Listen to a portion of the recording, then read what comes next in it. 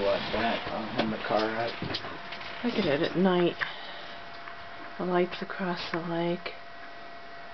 We already got snow. Again.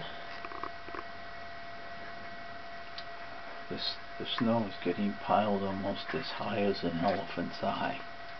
This is the way it looks at night in their front yard. Go ahead, honey. Dan's going over to visit Johnny, our old neighbor next door. He visits him, make sure he's alright. What time is it? Dog sled right out here. 10. It's about 10 at night. There he goes. I measured 20 inches today. 20 inches he measured today. Wow! That's kind of pretty.